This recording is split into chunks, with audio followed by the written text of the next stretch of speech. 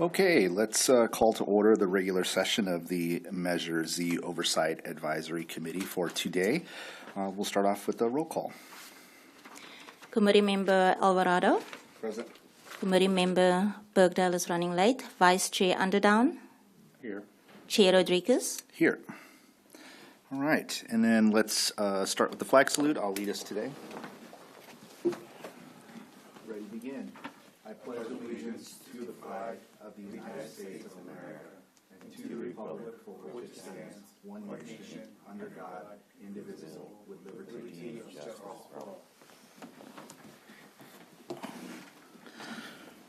Very good. Okay. Next on the agenda here, public comments. Do we have any public comments?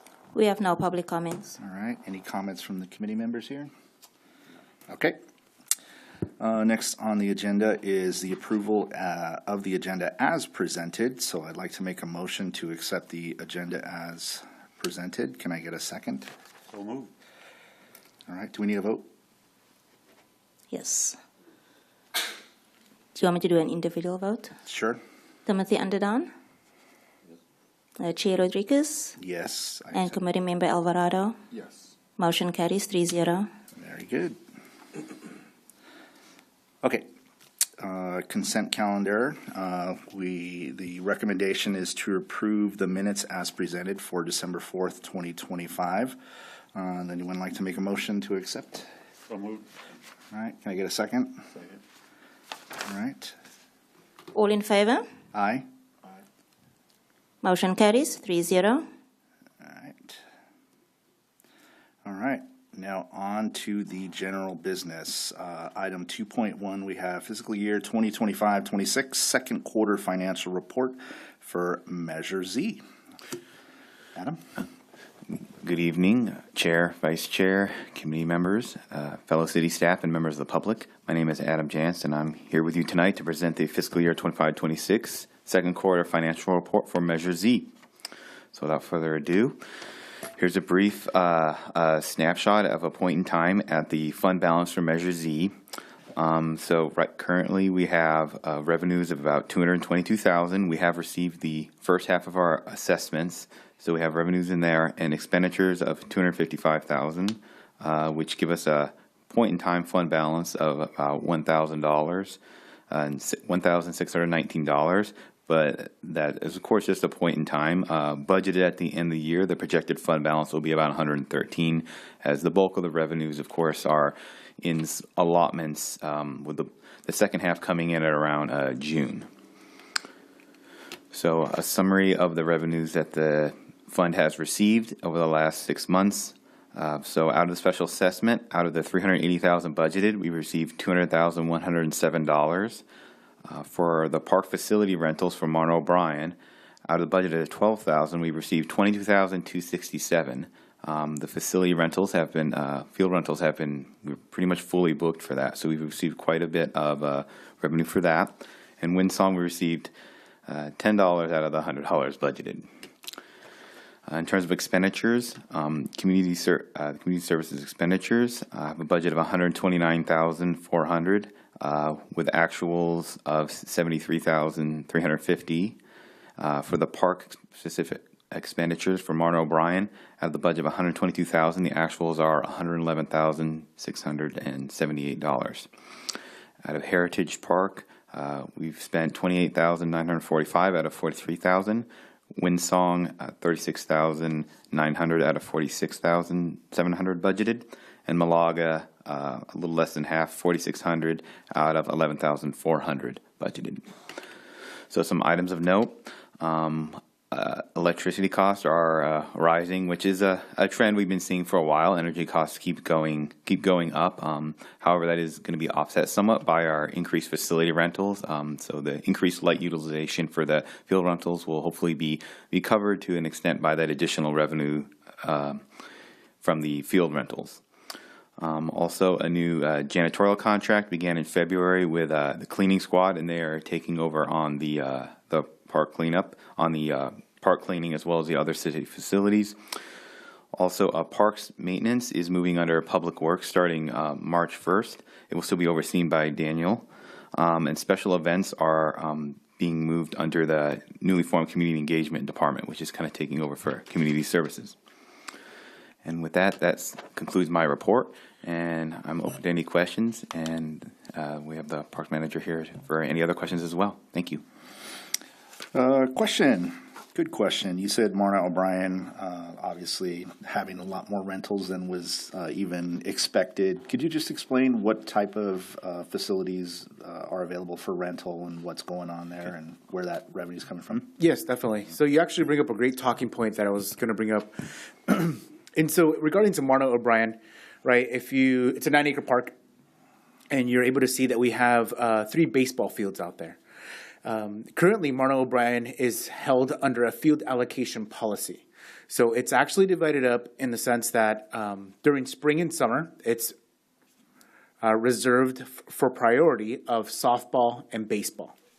Then during fall and winter, then we have a priority for soccer and football. So what you're seeing currently within the second half is the majority of what we received within those 6 months had a lot to do with football use, right?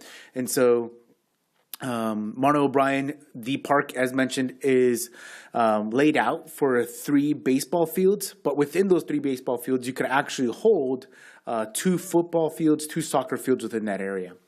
And so with that stated, with that priority, right, we have a local league that utilizes it for football use. They go really high usage, July, August, September. Then it starts to taper down the rest of the year.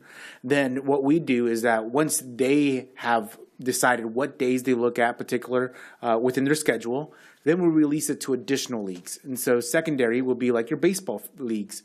And so should they choose, they're able to utilize any additional days.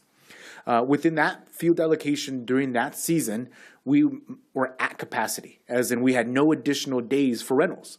But we did see a continuous increase in gazebo rentals, right? We have gazebos, 3 gazebos within the park, and then also the shade structure area between the buildings. And so usually we see is birthday parties, family gatherings, or whatnot being held there. And so, as Adam had mentioned, is that we were very high in our field rentals. So they generated a revenue. But as Adam had mentioned, and has it's reflected on the staff report, is the highest cost is electricity. And so as these leagues are continuously utilizing these fields, they also need the field lights, right? Because during winter season, it gets darker earlier. And so right now, if we look at it, we budgeted $35,000 for our lights, and we're currently surpassed that. We're like at $45,000, right? And so with that stated, the reason being is the more field usage we get, the more electricity cost that comes alongside it. And so within the team itself, we're looking at these fee schedules, right? We're currently operating off a fee schedule that was developed in 2008. And so that's why you'll see, coinciding with the revenue, you'll see that Edison expenditure. But if you look at everything else, you look at water, whatnot, we're right at where we should be at this particular time of year, especially now when we come in for third quarter. When we come in for third quarter, you'll see that there'll be minimal water usage because during this time frame, we don't water as much. And so when you look at those budget numbers right now, our highest impacting is Marna O'Brien, and it is that electricity bill. So the extra $10,000 that we're pulling in for the rentals is going right over to Edison. It's going straight there. Very good. Well, at least they're getting used completely. That's great to hear. Yeah. Very good. So what are we charging for field rentals right now? Yes. So part of that revenue is based on the field rentals is that there is a resident fee and then there's a non-resident fee. And so we charge per hour per field, and that rate is currently $5 for residents, $15 for non-residents. And then there's a light fee, right? So for lights for residents, it's $15 an hour. And then for non-residents, it's $33. Have we looked to raise the field usage to be able to get more revenue?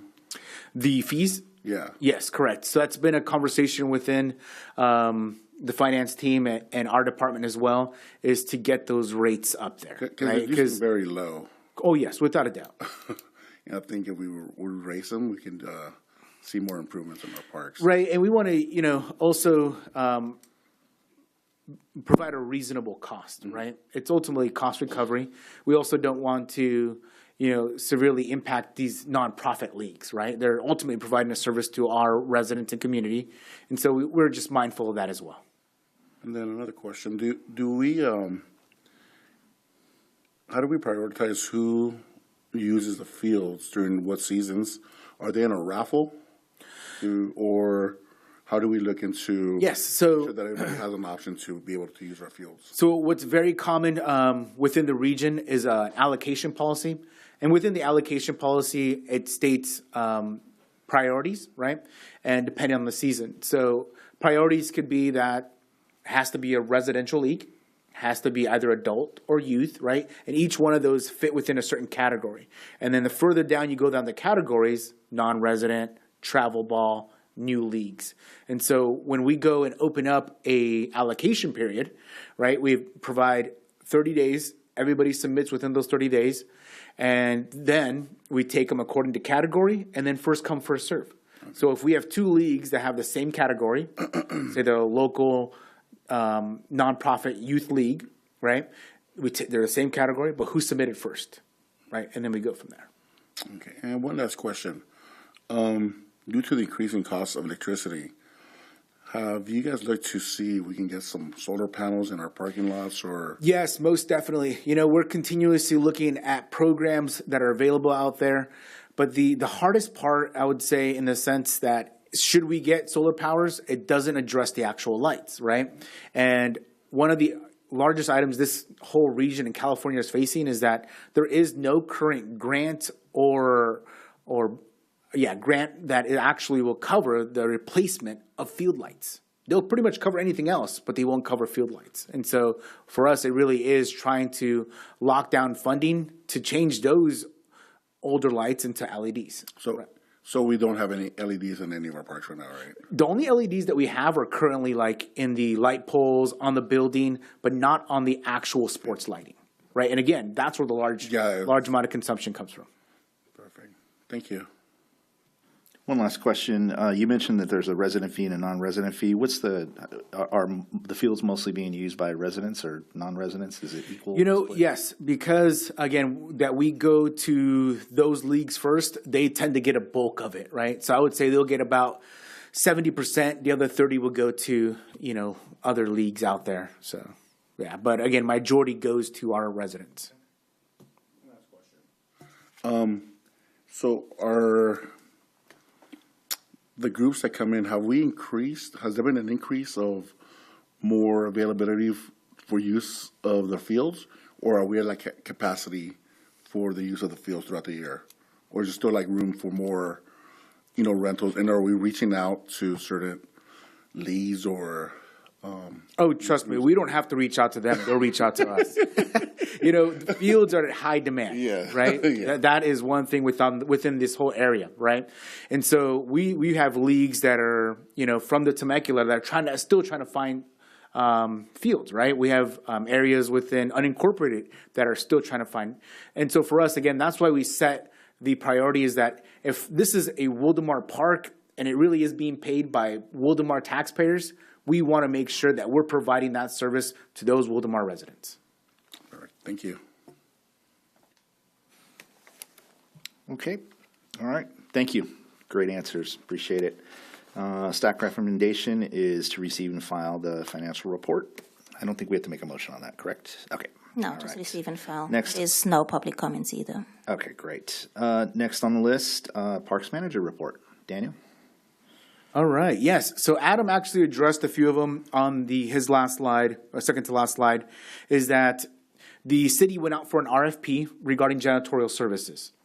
And so we received quite a bit of quotes, and we would state that we received a quote that we feel that will serve the city long-term, right? In the sense that it's able to be covered through Measure Z funds. It's able to be addressed with general funds as well. So that company is called the Cleaning Squad. They actually began services February 1st. And this current agreement is for a 3-year term. And their competitive bid actually kept pretty flat rates for those years. And so we're very pleased to see that. And it is pretty much currently a little bit below that we're currently paying. And so rather than seeing an increase moving forward, it really is that it is something, again, long-term that Measure Z could sustain. Secondarily, I have that the community services staff has been working really hard to implement the Civic Rec software. So right now, should you need a field reservation or a park reservation, you'll have to go fill out a form online, right? Then our staff receives it, we document it, we provide you, a lot of man hours are spent that way. This Civic Rec software actually expedites the whole process. You go through one particular link within our website, allows you to select a park, field, time, allows you to submit all your documents, helps alleviate a lot of staff time and ultimately speed up the process for the community. We're actually looking to launch in the month of March, so just in a few weeks. And so, so that will be readily available for the community as well. An item that Adam had touched is that the Community Services Department is folding into Public Works.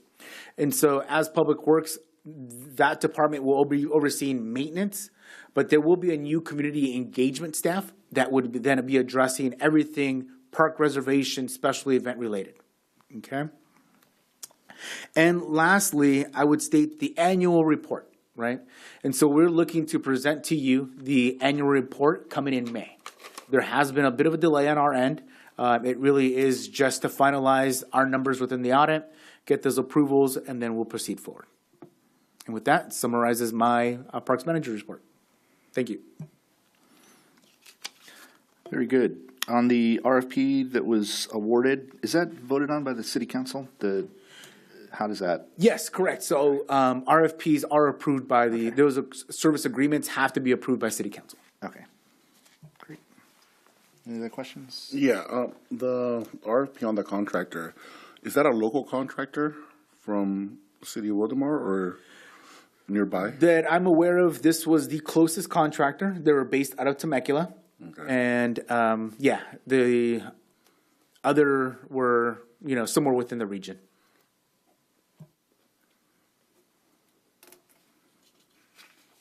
Thank you.